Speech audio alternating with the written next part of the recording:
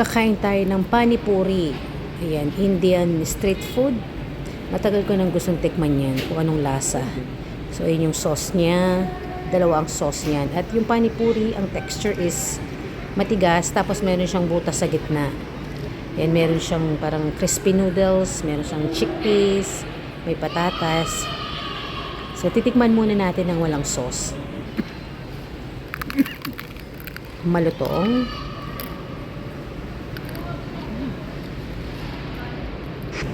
Ngayon naman, try natin yung sauce. Tinikman ko siya para siyang barbecue sauce at meron siyang butas sa gitna. Yung panipuri, dyan nilalagay yung sauce. So, titikman na natin. Nalaglag yung sauce. Ganyan na nga lang. Dip, dip, dip.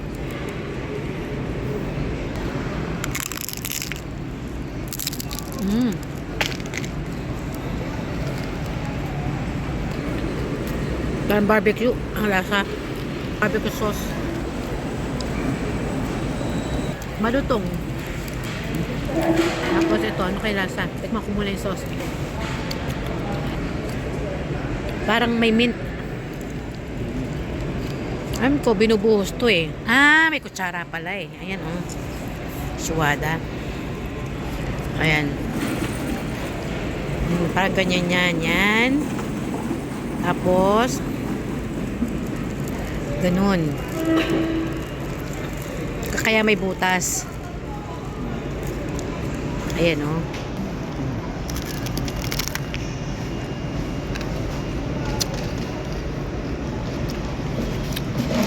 Yung sauce niya may asim, may lasang mint. Okay naman. Kabagay sa'yo yan. Kinakain mo.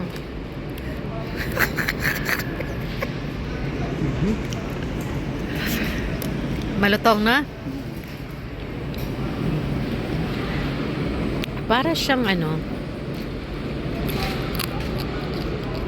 rice flour o ano to? No. Malutong eh. Rice flour. Okay, at least natikman na ang chutney, panipuri. Okay. Malutong. May onion, may chickpeas.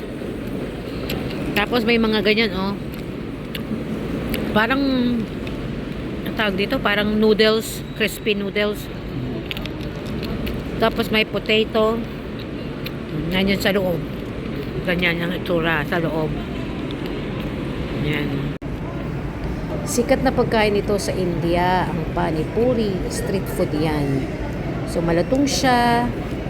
Tapos yan, lalagyan mo ng sabaw or sauce. Parang, ang lasa ng sauce is maasim-asim, may konting anghang. How's the taste, my friend?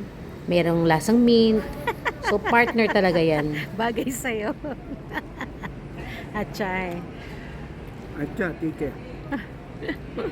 Let's eat panipuri. Ito lasang barbecue sauce. Ito, parang Colgate. Minty. Minty. I like it. I like panipuri. Okay.